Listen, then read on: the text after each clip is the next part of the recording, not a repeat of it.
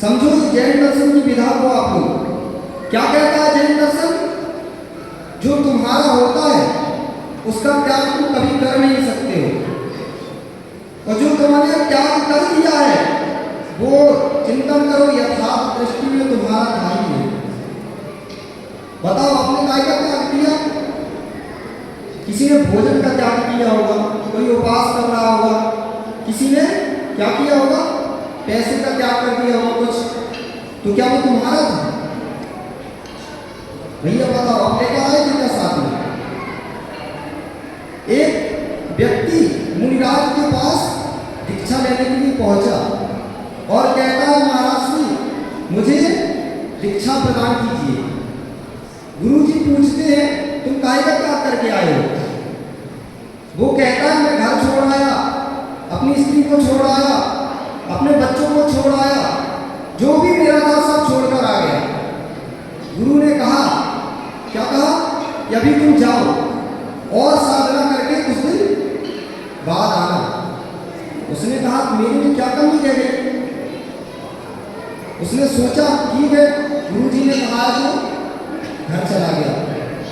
कुछ दिन अपना और साधना बढ़ाई, फिर दोबारा कुछ दिन बाद उन्हीं गुरु के पास पहुंचा और कहता है गुरुजी अब तो मैं सभी छोड़ आया, अब मैं कुछ भी मेरा संसार में नहीं बचा, अब तो मुझे दीक्षा दे दो। फिर गुरुजी ने कहा कि अभी तुमने और साधना करनी है, कुछ दिन के लिए और घर में साधना करो। फिर घर चला गया। अब वो चिंतन करता है कि गुरुजी ने अभी मुझे दीक्षा देना क्यों नहीं पसंद कर रहे, मैंने तो सब त्याग कर दिया। तब वो चिंतन करता है कि मैं अभी किसका त्याग नहीं कर पाया? बाहरी वस्तुओं का तो त्याग कर दिया, लेकिन त्याग का त्याग करना बहुत कठिन होता है। समझना क्या कह रहा है? त्याग करना सरल है, त्याग का त्याग करना बहुत कठिन है। क्या माता समझ रहे हो? आप एक दिन एकादशी उपवास कर लो, जब तक 4 लोगों से ना कह दो ना भैया आज मेरा उपवास है, आज मैंने सुबह से पानी भी नहीं पिया है, तब तक आनंद नहीं आता। आता है क्या? तो त्याग करना सरल है, त्याग का त्याग करना बहुत कठिन है। जो वस्तु तुमने त्याग की है उसको ये सोचकर त्याग करना कि ये मेरी थी ही नहीं, कभी तुम्हारा वो वास्तविक त्याग है। तब उस व्यक्ति को समझ में आया और वो फिर गुरुजी के पास पहुंचा और गुरुजी से निवेदन करता है कि गुरुजी अब मुझे दीक्षा प्रदान करो। गुरुजी पूछते हैं क्या त्याग करके आए? अब वो क्या कहता है, उसकी भाषा बदल गई। बोला गुरुजी मेरा संसार में कुछ था ही नहीं, त्याग करके आऊं किसको? अब गुरुजी ने कहा तुम्हें सच्चा वैराग अब हो गया, क्योंकि अब तुम समझ गए संसार में मेरा कुछ था ही नहीं। तो जैन दर्शन कहता है जो तुम दिखाई देने वाली बाहरी वस्तुओं का त्याग कर रहे हो वो तुम्हारी थी कब? बताओ, ठीक है? शरीर तुम्हारा है क्या? तुम्हारा क्या है? तो उसी बात को याद करना, जो हमारा है हम उसका त्याग नहीं कर सकते। हमारा क्या है? एकमात्र इस संसार में हमारा शुद्ध स्वभाव ज्ञान दर्शन है। आत्मा का शुद्ध स्वभाव क्या है? ज्ञान दर्शन ही आत्मा का शुद्ध स्वभाव है। अब बताओ इसमें से कौन ऐसा जीव है जो अपने ज्ञान दर्शन का त्याग करेगा? है कोई? ज्ञान दर्शन का त्याग कोई नहीं कर सकता। कर सकता क्या भैया? जीव के साथ अनादि अनंत काल तक कोई रहेगा तो वो क्या है? मात्र ज्ञान दर्शन है। और जिस चीज का भी व्यक्ति त्याग करेगा वो जीव की थी ही नहीं। तुमने काय का त्याग किया? ये भी तुम सोचो कि मैंने क्रोध का त्याग किया, मान का त्याग किया, मायाचार का त्याग किया, लोभ का त्याग किया, तो ये भी तुम्हारा स्वभाव नहीं है, ये तुम्हारा क्या है? विभाव है। जो ग्रहण किया जाता है उसका ही त्याग होता है, लेकिन जो होता है ये सब चीजें ग्रहण की नहीं है। क्रोध, मान, माया, लोभ आत्मा का शुद्ध स्वभाव नहीं है, ये कर्मोदय से आता है और ये तुमने ग्रहण किया। जो चीज आती है वो नियम से जाती है। कुछ भी हो संसार में, जन्म हुआ है तो मरण होगा, जो वस्तु आपके पास आई है वो एक न एक दिन आपसे जुदा नियम से होगी, लेकिन जो होती है वो कहीं जाती नहीं है। वो है आत्मा का शुद्ध ज्ञान दर्शन स्वभाव। लेकिन व्यवहार से आप देखो तो हम अनादिकाल से संसार में हैं, कर्मों से लिप्त हैं, तो हमें इन विभाव भावों का त्याग तो धीरे धीरे करना पड़ेगा। लेकिन त्याग करो तो कैसे? छूटने में दुख होता है, छोड़ने में सुख होता है। क्या कहा? छोड़ने में सुख महसूस होता है, छूटने में दुख महसूस होता है। होता कि नहीं? छोड़ने में और छूटने में बहुत अंतर है।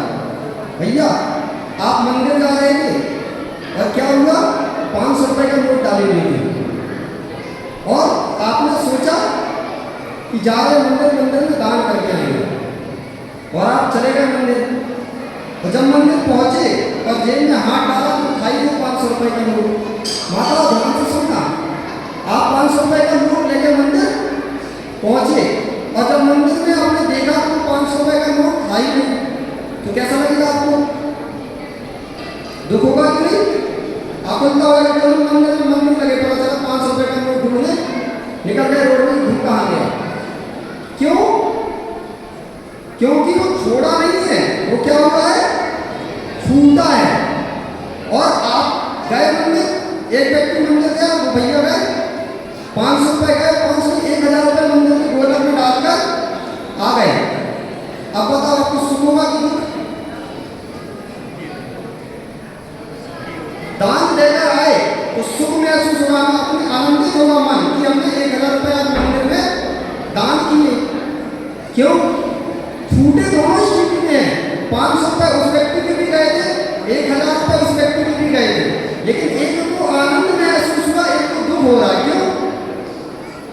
क्योंकि एक ने अपनी इच्छा से छोड़ा है और एक व्यक्ति का छूटा है। अंतर क्या है? पैसा दोनों का गया है, लेकिन एक ने बुद्धिपूर्वक छोड़ा है, उसको आनंद महसूस हो रहा है, और जिसका छूट गया है उसको दुख महसूस हो रहा है। बस इतना ही हमें समझना है कि एक न एक दिन जो भी हमारे पास है वो नियम से छूटेगा कि नहीं? क्या अपने साथ रखोगे? क्या जो आपके पास है कुछ भी आपके साथ रहने वाला नहीं है। जब हमें मालूम हो गया कि एक ना एक दिन हमारे साथ जो भी वस्तुओं को छूटेगी, उसके पहले ज्ञानी जीव क्या करता है? उसको छोड़ देता है, तो आनंदित जीवन जीता है। इसका ही नाम समाधि मरण है। छूटने का नाम समाधि मरण नहीं है, छोड़ने का नाम समाधि मरण है।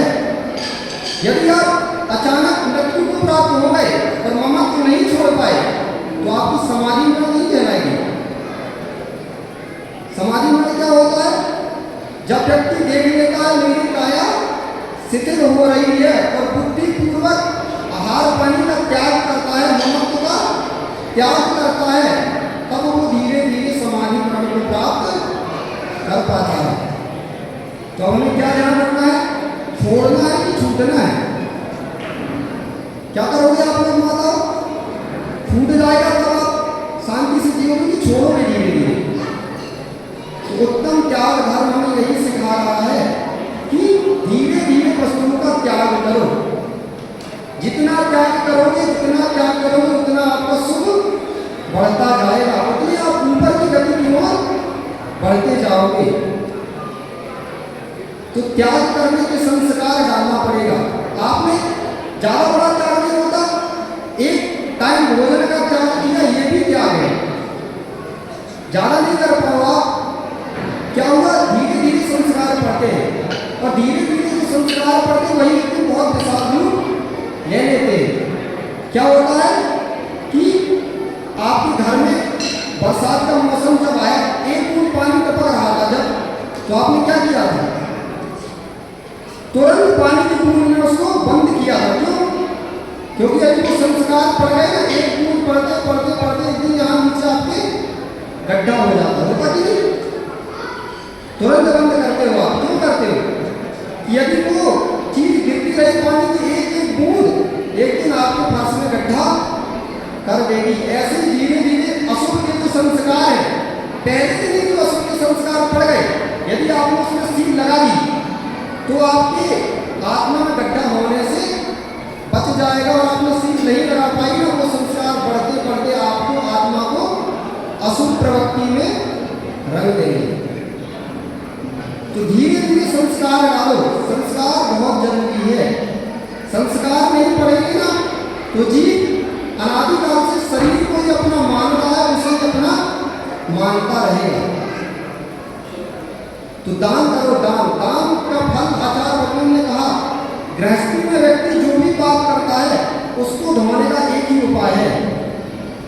आचार्य भगवान समंत भक्त स्वामी ने रत्नकर्ण श्रावकाचार्य ग्रंथ में लिखा, ग्रह कर्मणापि निचितम कर्म विमानित खंड रघुमुक्ताना अतिथि नाम पूजा रुधि मनम धावते वायु। क्या कह रहे हैं कि गृहस्थी के कार्यों में जो भी व्यक्ति पाप का उपार्जन करता है उसका क्षय कैसे होगा? तो जैसे आपका वस्त्र खून से रंग जाएगी, तो किससे धोगे?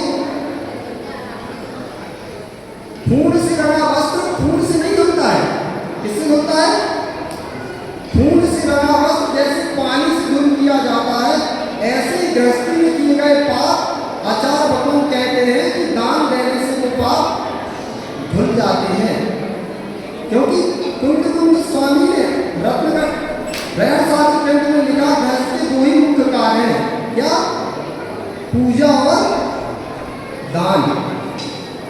पूजा और दान श्रावक नहीं करता ना, तो श्रावक संज्ञा को प्राप्त नहीं होता है। अब दान हम दे किस वस्तु का? तो आचार्य भगवान ने कहा 4 प्रकार का दान होता है। काय का? औषध, औषध, शास्त्र, अभय, आहारा। 4 प्रकार का दान है। कौन कौन सा? औषध दान, शास्त्र दान, अभय दान और औषध, शास्त्र, अभय, आहारा और आहार दान। ये 4 प्रकार का दान है। तो कैसे दान करना कि जो आप दान कर चुके उसको दोबारा मोड़कर नहीं देना। आचार्य भगवान कहा करते दान ऐसे करना चाहिए, कैसे? जैसे आपका कभी पेट खराब होता ना, पेट खराब हुआ तो क्या करते हो? फिर तुरंत शौचालय ढूंढते, वही शौचालय मिले, जल्दी से पेट साफ कर ले। और जब पेट साफ करके आते हो तो दोबारा मुड़ के देखते हो क्या उसको? नहीं देखते ना कभी। बस दान ऐसे ही किया जाता है। जो आपने दान कर दिया वो हमारे लिए क्या हो गया? निर्माण हो गया। उस पर हमारी दृष्टि नहीं जानी चाहिए अब, और उस पर हमारी दृष्टि जा रही है तो अभी तुमने दान किया ही नहीं है। मान के लिए दान मत करना। आज आप देख रहे हो दान करने वालों के नाम, तीन क्षेत्रों में आप जाओ, सीढ़ी सीढ़ी पर दान देने वालों के नाम लिखे हुए हैं। लिखे रहते कि नहीं? बताओ उससे किसका अभिनय होगा? जिनवाणी का। उसमें नाम लिखा हुआ अक्षर है कि नहीं? वही अक्षर जिनवाणी में लिखे कि नहीं? उसको पैर से कुचलते हुए जी चला जा रहा है। ये किनका प्रतीक है? ये मानियों का प्रतीक है। तो दान ऐसे जो नाम लिखने का इतना राग है ना, तो कह देना कि हमारा नाम कहाँ लिखना? दीवार पे लिखना, पर जमीन पे हमारा नाम मत लिखना। लेकिन जो अपना नाम का रागी होता है वो दान भी कभी देता है उसका नाम हो जाए। इसलिए आचार्य भगवान कहते हैं पर्यूषण फल चल रहे हैं। बहुत लोगों ने 10 उपास किए होंगे, किए क्या? किसी ने 5 उपास किए होंगे, 10 उपास किए होंगे, 1 उपास भी किया होगा, 2 उपास किए होंगे। लेकिन वो उपास आपका सार्थक तब होगा जब 10वें दिन क्या हो? उपास करने वालों का सम्मान रखा जाए। और सम्मान में जिसने 10 उपास किए हो धोखे से उसका नाम छूट जाए, फिर बताओ उपास करने वाले के भाव कैसे होंगे? है बेचारे को जो 10 उपास में आनंद नहीं आया, 11वें दिन सारा आनंद भंग हो जाएगा। तो तुमने उपास किए किस लिए थे? तो आचार्य भगवान कहा करते हैं कि त्याग करो, दान करो, तपस्या करो, नाम के लिए न करो। किसके लिए? ज्ञानी जीव होता है ना, त्याग तपस्या कर्म क्षय के लिए करता है, ना कि अपने नाम के लिए। नाम किसका शाश्वत रहा? हमारा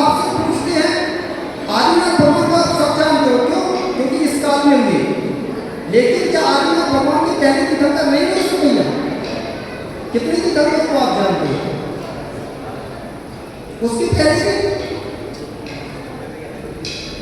जानते हो क्या नाम? बताओ, तीर्थंकर भगवान का नाम नहीं जानते अभी, जो पूर्व में हो गए। क्यों?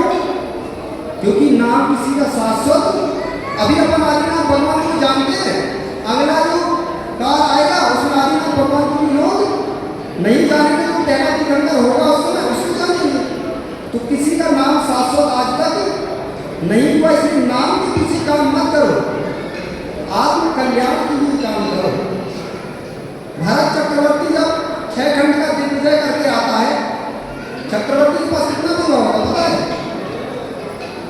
आजकल आचार्य जी कहा करते थोड़ा सा किसी के पास बेवा हो जाए तो घमंड करता है वो, लेकिन उससे कह दिया जाए ना, जो विश्व का सबसे अमीर व्यक्ति हो अभी आज की प्रेम में, उससे कह दिया जाए कि ये विश्व का नक्शा, तू इसमें अपनी क्या जितनी जमीन है ज्यादा उसको दर्शा, कितना भी अमीर आदमी हो लेकिन उसमें बिंदु नहीं रख पाएगा, रखेगा क्या?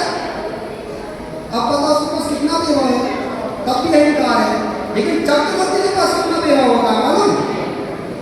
चक्रवर्ती 6 खंड का अधिपति होता है, पूरा भारत क्षेत्र में 6 खंड होगी ना, उसका सबका अधिपति उसके पास होता है, लेकिन उसका भी नाम शाश्वत नहीं बचता। 32,000 मुकुट मंत्र आता, उसकी क्या करते हैं? उसकी आज्ञा को स्वीकार करते हैं।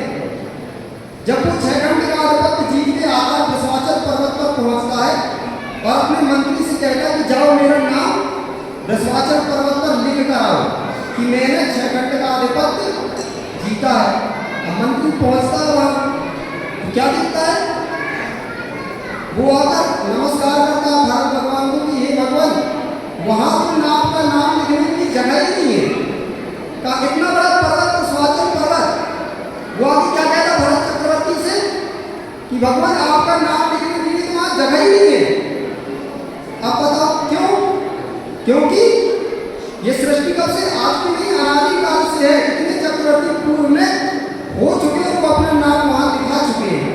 तो भारत चक्रवर्ती कहता है कि जाओ किसी एक का पटिया पलट दो और मेरा नाम वहां लिख दो। लेकिन दूसरे के पटिया पलटने वाले व्यक्ति, तुम्हें यह भी सोचना चाहिए, आज तुम दूसरे का पटिया पलट रहे हो, कल कोई आएगा तुम्हारा पटिया पलटेगा कि नहीं? आज तुम दूसरे के साथ अन्याय करोगे, समय का इंतजार करो, एक दिन तुम्हारे साथ भी उसका फल नियम से आएगा कि नहीं दादाजी? तो कर्म करते समय हमें फल का चिंतन कर लेना चाहिए, तभी हम कर्म से बच सकते हैं। आज आप पशुओं को देखते हो, हम ठीक है आपको नरक और निम्न के दुख दिखाई नहीं दे रहे, लेकिन पढ़ते हो आप, विश्वास तो है, विश्वास ही नहीं कि नरक है, स्वर्ग है, पशु गति है, जान विश्वास ही नहीं। यदि ये भी विश्वास नहीं है ना, तो आप एक कहने की बात करो। षड दर्शन भारत देश में है, षड दर्शन कौन कौन से? जैन दर्शन, चारवाक दर्शन, मीमांसक दर्शन, बौद्ध दर्शन, ऐसे षड दर्शन है। तो जैन दर्शन में एक ऐसा दर्शन है जो आत्मा की त्रैकालिकता को मानता है। हम पूर्व में भी थे, अभी भी हैं और भविष्य में भी हम रहेंगे। इतना विश्वास आपको है, कभी जिनवाणी सुनना आपके लिए सार्थक है। लेकिन जिनवाणी सुनने का मतलब क्या? पुण्य करने आप यहाँ से बैठे हो कि नहीं? किस लिए पुण्य कर रहे हो? क्योंकि आपको विश्वास है कि मरने के बाद हमारा शरीर ही मरेगा, आत्मा हमारे साथ जाएगी, पुण्य पाप हमारे साथ जाएगा, इसलिए तो आप धर्म कर रहे हैं। तो धर्म करने का मतलब क्या? कुछ मतलब है क्या? तो एक भारत भूमि में चारवाक दर्शन भी हुआ, जो आत्मा को क्या मानता है कि जब तक है, उसका सिद्धांत मालूम क्या है? चारवाक दर्शन मानता है जब तक जियो, सुख से जियो, और पैसा ना हो तो ऋण देकर घी पिए। चारवाक दर्शन का सिद्धांत क्या है? जब तक जियो, सुख से जियो, और पैसा ना होना आपके पास तो ऋण देकर घी पिए। क्यों? क्योंकि हमने ऋण ले लिया, वो त्रैकालिकता आत्मा की मानता नहीं, लेंगे खाएंगे पिएंगे मर जाएंगे सब खत्म। लेकिन जैन दर्शन ऐसा नहीं मानता। हम मानते कि हम इस जन्म नहीं छुड़ा पाए तो हमने जन्म गधा बन के जो गधा घूम रहे हैं, आप पशुओं को देख रहे हैं ना, दूसरे का मान ढो रहे, कौन है? जो पूर्व जन्म में किसी का कर्जा लिया था, उस जन्म में नहीं चुका पाए, इस जन्म में उसका सामान ढो के उसका कर्जा चुका रहे हैं। भैया आपका बेटा हो और मंदिर के लिए आप उसको दिखती दो और कहो बेटा जाओ भगवान के दर्शन करके आओ, और वो कहे पिताजी आप ही जाओ मंदिर, मुझे नहीं जाना, क्या करना? कौन जाने स्वर्ग, कौन जाने नरक? तो आप समझ जाना कि ये जैन कुल में जन्मा जरूर है, लेकिन ये हमारे घर में कौन आ गया? चारवाकी आ गया। क्यों? क्योंकि उसका सिद्धांत आत्मा की कल्याण का नहीं है, किसका है? जब तक जीवन है आनंद से जियो, भोग विलास करो और एक दिन तो मर ही जाना है। लेकिन जैन दर्शन को स्वीकार नहीं करता। जैन दर्शन कहता है कि जो हमारे साथ अनादिकाल से आत्मा में अशुभ विचार कर्म, अशुभ कर्म लगे हुए हैं, धीरे धीरे हमें उनका समझ करना है और अपनी आत्मा को क्या करना है? शुद्ध करना है। तो दान देने का फल बहुत बड़ा है। आचार्य भगवान समंतराजी स्वामी ने कहा कि जैसे बट बीज होता है ना, बट बीज, बट का वृक्ष जानते ना आप लोग? बट का वृक्ष बहुत बड़ा होता है, बट का वृक्ष, लेकिन उसका बीज कितना होता पता है आपको? इतना सा बीज होता है, लेकिन उसको उर्वरा भूमि में आपने गाड़ दिया, बो दिया, समय निकलते बहुत समय बाद वो ऐसी छाया और बहुत सारे फल प्रदान करता है। करेगा कि नहीं? ऐसे ही दान देने का फल है। आपने सुयोग पात्र को सुयोग दान दिया, एक दिन ऐसा आएगा कि वो दान आपको ऐसा फलित होगा कि आपको मोक्ष का मार्ग दिखा देगा। राजा श्रेयांश ने क्या किया? राजा श्रेयांश को आपको जानते ना सर? क्या किया राजा श्रेयांश ने? क्या किया राजा श्रेयांश ने? राजा श्रेयांश ने कुछ नहीं, आज में आप भगवान को प्रथम आहार दिया था, उसके फलस्वरूप आज भी दुनिया में उसकी प्रसिद्धि और मोक्ष मार्गी हो गया। क्यों? मार्ग उसने भगवान सुयोग पात्र। देखो आप मुनिराज की दान लेकर आते, खुशी होती कि नहीं? कितनी खुशी होती है कि आज आचार्य विद्यासागर महाराज को हार लेकर आ गया, आचार्य विष्णु सागर महाराज जी को हार लेकर आए, कितनी खुशी होती है? जब सोचो कि आपको एक सामान्य मुनि को हार लेने में पंचम काल के आनंद आता है, तो राजा श्रेयांश का चिंतन करो, जिसने साक्षात भगवान आदिनाथ स्वामी को हार दिया था, उसको कितना आनंद आया होगा? आया होगा कि नहीं? बस वही आनंद हमारे लिए आत्मा में पुण्य का संचय कराता है। तो त्याग करना है तो हम सबसे पहले अपनी आंतरिक भावनाओं का त्याग करें।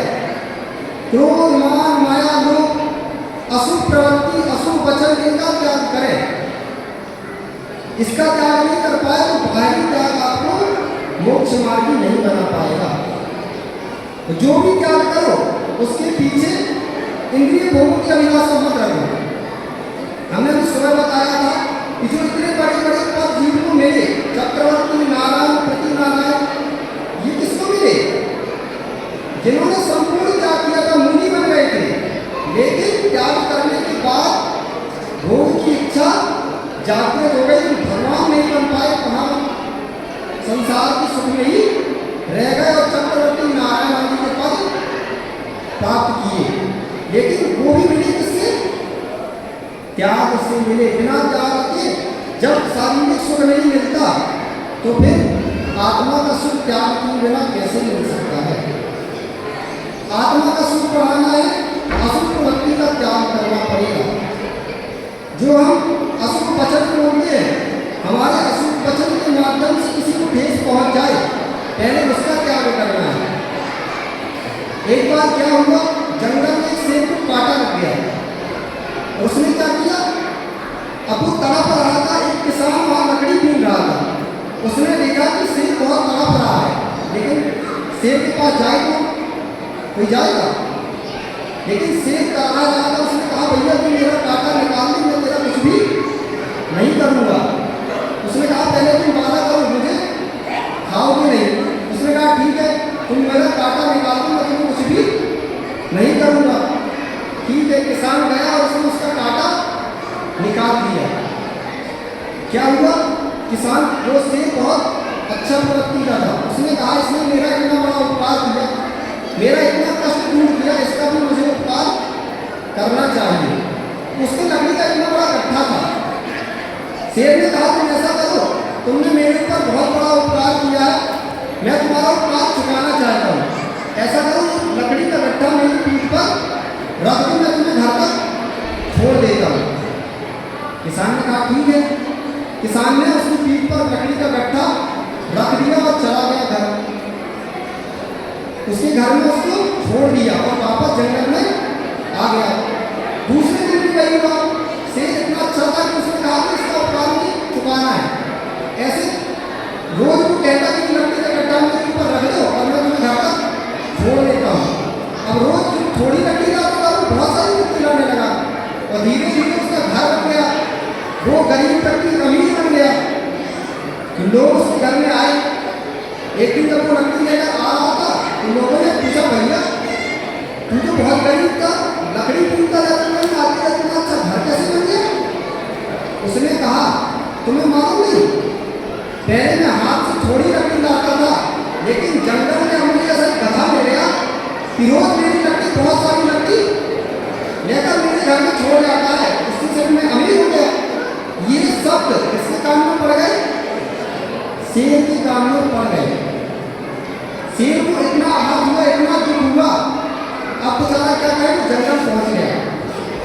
दूसरे दिन जब किसान आया तो उसने किसान से कहा कि ऐसा करो तुम ये कुल्हाड़ी मेरे पैर पर मार दो। उसने कहा क्यों? ऐसा मैं नहीं कर सकता। और शेर तो शेर था, उसने कहा मारना पड़ेगा, नहीं मारना तो मैं तुम्हें खा जाऊंगा। उसने डर के मारे उसको कुल्हाड़ी मार दी। अब उसने कहा कि तुम जाओ घर और 7 दिन बाद आना, 7 दिन बाद मुझसे मिलने जरूर आना, और नहीं आए ना तो मुझे तुम्हारा घर मालूम है कि रोज लकड़ी लेके जाता था, यदि नहीं आए तुम मिलने नहीं आए तो मैं तुमसे मिलने घर आऊंगा। अब बेचारा डर गया किसान। उसने क्या किया? किसान घर चला गया, चिंता में पड़ गया। तो शेर ने क्या किया? वो लकड़ी का कुल्हाड़ी का घाव धीरे धीरे पशु का लगेगा, कोई घाव लगता है चाट चाट के उसको सही कर देते। 7 दिन में वो कुल्हाड़ी का घाव शेर ने सही कर दिया। 7 दिन बाद वो किसान आया और उसने वो शेर के पास आया। शेर ने कहा कि बेटा तुमने कुल्हाड़ी कहाँ मारी थी? वो ढूंढ रहा, कहीं निशानी नहीं मिला, वो सारा घाव समाप्त हो गया था। अब उसने कहा देख तेरी कुल्हाड़ी का घाव भी 7 दिन में भर गया, लेकिन तूने मुझे जो उससे भी बड़ा घाव दिया है वो आदमी मेरे दिल में भरा नहीं। उसने कहा ऐसा कौन सा घाव मैंने दिया? तब वो कहता है जब मैं उस दिन तुम्हारे घर लकड़ी लेकर गया हुआ था तब तुम एक व्यक्ति से क्या कह रहे थे कि मुझे जंगल में ऐसा गधा मिल गया कि वो मेरे लिए लकड़ी घर में लाकर देता है। ये घाव जो दिल में लगता है वो कभी जाता नहीं है। इसलिए ये कहानी में संदेश देती है, सिखाती है कि बोलने से पहले हम इतना विचार करें कि सामने वाले व्यक्ति को हमारे वचन क्या देने ऐसे आहत नहीं पहुंचा दे कि उसको मरते दम तक वो वस्तु याद रह जाए। देखो महाभारत का युद्ध हो गया, इसलिए उनको एक छोटे से वचन के कारण युद्ध हुआ। दुर्योधन को उसने क्या कह दिया था? अंधों के अंधे ही होते हैं। बताओ इतने एक शब्द में महाभारत का निर्माता। महाभारत की इसी एक शब्द से हुई थी कि उसने कह दिया था कि अंधों के अंधे होते हैं। इसलिए शब्दों को इतने संभाल कर बोलो, असली वचनों का त्याग करो। तो घर में जो कला हो रही है, जीवन में जो अशांति हो रही है, वो क्यों? क्योंकि हम असली प्रवृत्ति का त्याग नहीं कर पा रहे हैं। तो हमें उत्तम त्याग यही संदेश दे रहा है कि हम धीरे धीरे इन असली प्रवृत्तियों का त्याग करें। बाहर प्रवृत्ति का त्याग करके एक दिन हम अंदर की प्रवृत्तियों का त्याग करें। क्रोध, मान, माया, मोह, हिंसा, झूठ, चोरी, कुशील, परिग्रह, इनसे महत्व घटाकर धीरे धीरे इनसे अपने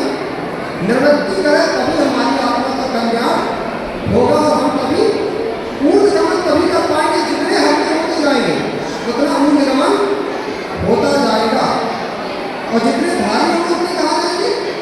भारी वस्तु हमेशा नीचे जाती है, हल्की वस्तु हमेशा ऊपर जाती है। तो क्या करके हमें अपनी आत्मा को हल्का करना है, जिससे हमारी आत्मा को निर्मल करे। इसी सुंदर भावना के साथ भगवान महावीर स्वामी की परम पूज्य आध्यात्मिक चर्या सतगुरु विशुद्ध सागर जी महामंत्र महाराज की उत्तम त्याग धर्म की। सभी मानव अपने स्थान पर खड़ा होकर जिनवाणी स्तुति करें, जिनवाणी स्तुति करें। जय